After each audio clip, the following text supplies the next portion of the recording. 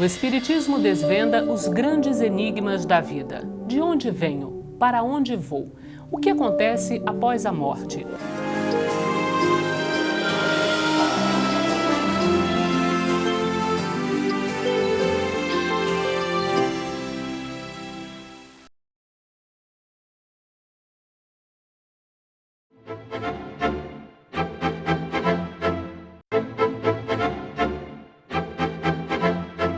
Olá, começa agora o programa Transição e é com renovada alegria que contamos com a sua presença.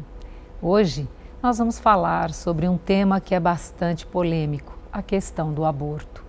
Em quais situações o aborto é considerado moralmente aceito? Será que o homem tem alguma responsabilidade nos casos do aborto ou só a mulher?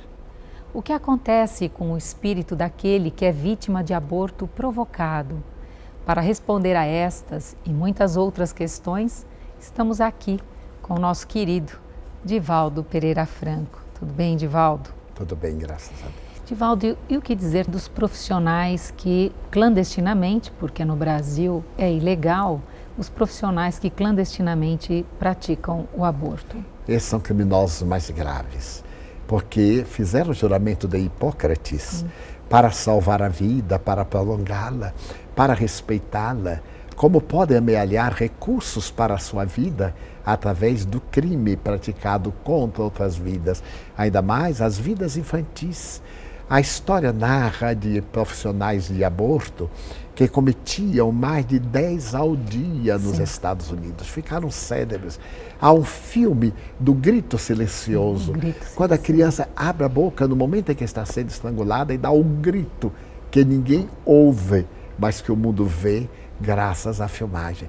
Entre os profissionais são verdadeiros magarefes de má qualidade, porque o magarefe está exercendo uma profissão para a qual se preparou, mas o médico não foi preparado para matar, ele foi preparado para salvar. E isto é uma coisa curiosa. Em Portugal, o aborto foi tornado legal. E está acontecendo algo inesperado. Quando muitas pacientes vão procurar o atendimento para o aborto, a maioria dos médicos está recusando-se, dizendo que fere a sua ética, o seu comportamento, o que é um sinal de amadurecimento psicológico coletivo da classe médica portuguesa, atingindo um alto nível de dignidade humana e de respeito pela vida.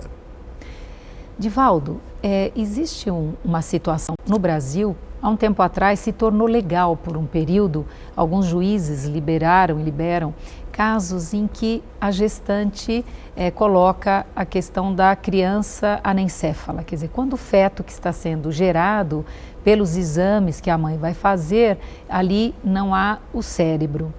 E alguns, eles autorizam a mãe nesse sentido, dizendo que, já que a criança vai nascer praticamente já falecida, sem vida, isso vai causar um desgaste tanto biológico quanto psíquico, emocional aí para a mãe, então que não haveria necessidade dela passar por tanto sofrimento. E aí eu me lembrei realmente alguns casos que nós tivemos e que elas chegaram com essa autorização, mas elas vieram buscar um apoio emocional para ver se podia ser feito algo diferente.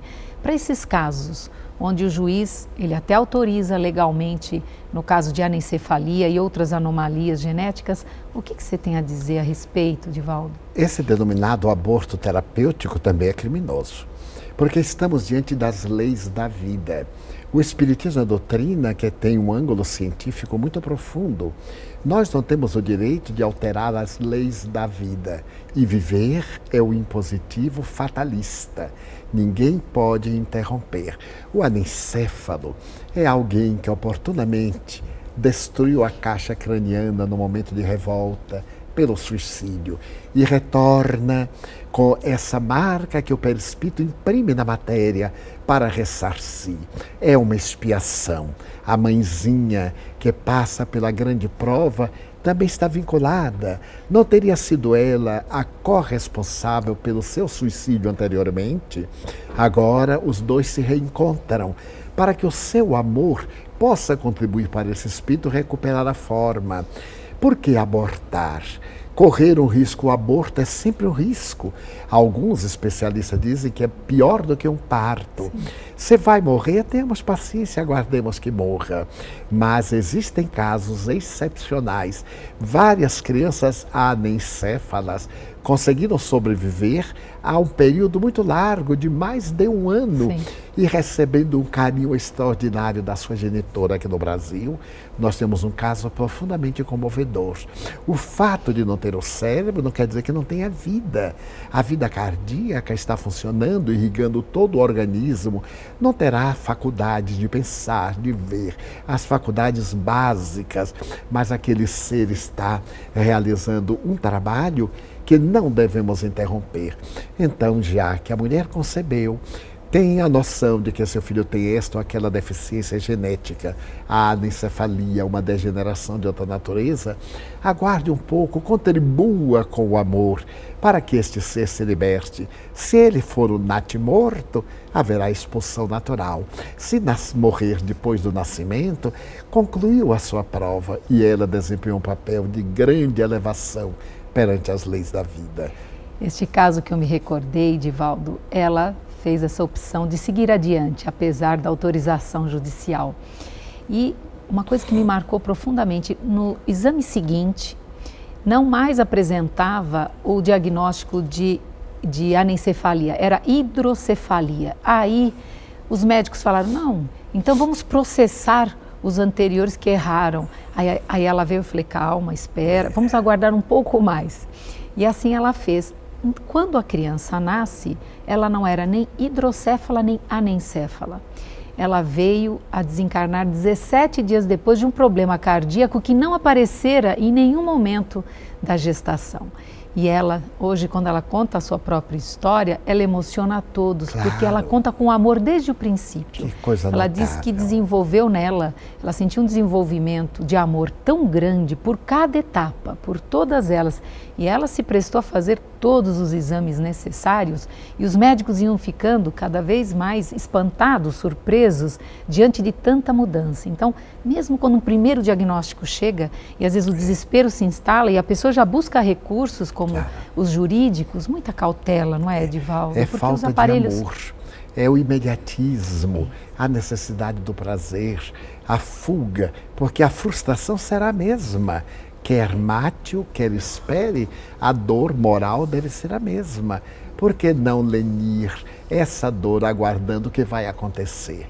Esta mãe, que alegria tem de não ter cometido o crime do aborto. Se mais tarde ela viesse a descobrir, depois de abortar, que o filhinho não tinha nenhuma nem outra anomalia, que angústia. Aliás, eu me recordo que Carl Gustav Jung dizia que na sua clínica, quando as mulheres chegavam à menopausa, a maioria entrava em depressão. Sim. E a longo prazo ele descobriu que eram mulheres que haviam abortado na juventude. Sim, isso mesmo. E que a culpa ficou no inconsciente.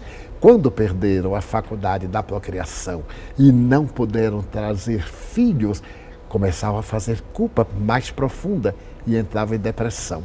Porque a nossa consciência, diz a doutrina espírita, é o depósito das divinas leis. Na questão 621 do Livro dos Espíritos, Allan Kardec pergunta, onde está escrita a consciência, a lei de Deus? Na consciência. Então nós não podemos fugir da consciência que nos impõe a vida. Divaldo, e no caso de siameses, então aqueles, né, irmãos gêmeos que quando nascem estão ligados em alguma parte do corpo. Eu lembro até de um programa que eu vi muitas situações por vídeo, lógico, mas a que mais me impressionou era um corpo único com duas cabeças, uma que olhava para frente e a outra para trás. E já era adulto. E eles tinham ali umas questões de direção, enquanto um queria ir para um lado, o outro para o outro, enfim. Esse é tantos casos, às vezes tem só um coração e são ligados, às vezes simplesmente cirurgias mais simples de serem feitas, mas enfim, como o Espiritismo vê os irmãos siameses? Em uma bela mensagem do irmão X, pseudônimo de Humberto de Campos, Chico Xavier, o venerável médium, psicografa uma página sobre a chifopagia, demonstrando que a mulher abortou a primeira vez. Depois veio o mesmo espírito, tentou, ela abortou. E o espírito foi tantas vezes abortado que se localizou no ventre. Ela morre e quando reencarnam estão imantados. Então o chifópago está imantado perispírito a perispírito. São dois espíritos disputando o mesmo corpo ou dois corpos quando podem ser separados através de cirurgia. Mas é uma expiação dolorosa para que vítima e algoz juntos trabalhem pela transformação moral. Em Salvador houve um caso célebre de duas meninas em um só tronco, que se odiavam, batiam-se, mordiam-se. Era necessário amarrar as mãos e elas ali, odiando-se. Uma delas contraiu pneumonia e a outra dizia: tu vais me matar, infame. Como eu te odeio, porque na hora que tu morras, tu me matarás. Como aconteceu, porque a outra morre, entra no processo de decomposição, a circulação do sangue é única e a outra morre. Dois espíritos em litígio, porque ninguém foge da consciência divina. Podemos anestesiá-la em nossa mente, mas não impedir que se manifeste através das leis soberanas da vida. E Divaldo, quando as crianças, né, os fetos, vêm com esses diagnósticos que nós já falamos, é o que dizer para os pais e também para os familiares, porque em muitos casos, às vezes a mãe e o pai recebem até que de uma maneira mais compreensiva, mas aí há um desconforto na família, há um desequilíbrio emocional na família. O que dizer para os familiares quando vem um diagnóstico de alguma anomalia mais séria naquela gestação, Divaldo? Eu me recordo de uma frase de Inácio de Loyola em Barcelona. Antes de escrever seus exercícios espirituais, ele gritava a noite inteira: ó Deus, como são ignorantes os que desconhecem tuas leis, ó Deus. Quando as criaturas humanas conhecermos as leis de Deus, entenderemos que tudo está dentro de uma planificação divina. Não é fanatismo, não é uma fé ilógica, é a razão. Nós estamos dentro de um conjunto que o caos tem ordem, segundo os melhores astrofísicos. Então, nós entenderíamos esse drama de uma filha, de um filho, e ao invés de criarmos uma situação embaraçosa, encontraríamos meios de tornar muito menos pesada a sua carga, oferecer-nos-íamos para poder ajudar, o que ocorre exatamente diferente. A família estimula: por que você vai destruir sua vida? Por que você vai perder os seus melhores dias? Aborte, liberte-se disso, hoje todo mundo faz. São também criminosos, porque estão estimulando. Eles não fugirão de si mesmos, nem da consciência divina. Divaldo, quando o arrependimento já se instala ou a tomada de consciência a respeito de um aborto provocado, como fazer uma transição a partir daí? Porque nós sabemos também, como você já disse, que a culpa instalada durante muitos anos leva a muitas dificuldades. Como fazer então para transformar, uma vez que a consciência já tenha chegado, ou o arrependimento, ou a culpa, enfim, como fazer a transição, a transformação? Sugerir o auto-perdão. Porque às vezes também a pessoa aborta, empurrada por circunstâncias muito difíceis, por problemas gerais, por solidão, por angústia. Então nós devemos dizer: você tem o direito de ser feliz. Você cometeu um erro, muito bem, quem os não comete? Reabilite-se pelo amor. Não faltam crianças que merecem carinho, não faltam pessoas idosas que você pode adotar emocionalmente, crianças que necessitariam de escola.